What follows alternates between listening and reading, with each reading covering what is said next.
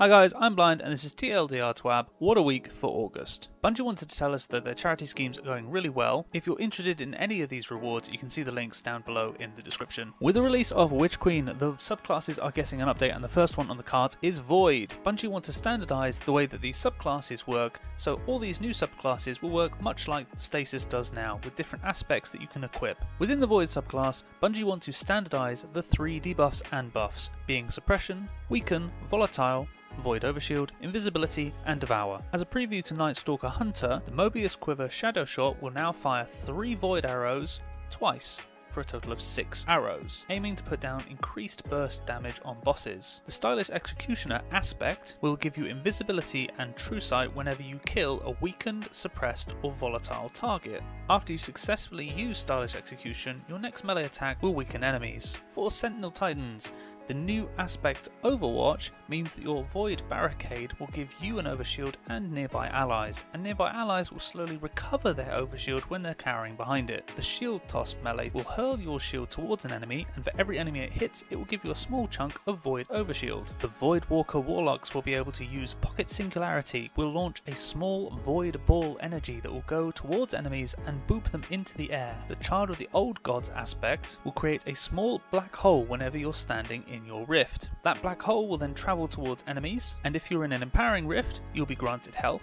If you're in a healing rift, you'll be granted grenade and melee energy. And here are this month's Prime rewards. Now onto some known issues. If you are getting Urchin codes, then make sure you clear out your quest inventory because you're overloaded. Some PC players are struggling to launch the game due to an unknown file missing. There are some PC performance issues in the mission Cocoon. Opening armor synthesis with faction armor will cause the game to crash. Trials of Osiris gear is not showing up correctly in the preview screen. Teleportations are bugged in the Shattered Realm activity. Prophecy dungeon rewards are not dropping the new Trials of the Nine weapons correctly.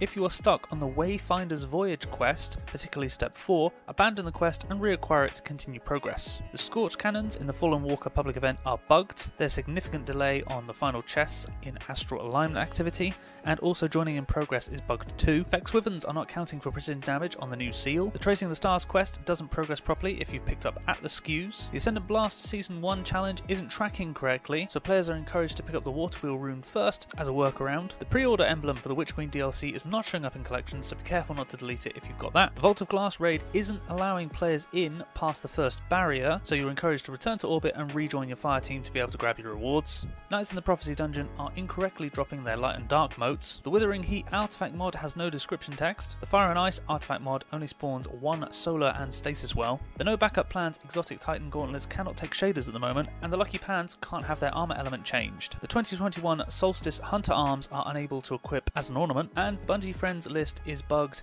and it's very difficult to accept new Bungie requests, and it also isn't updating correctly.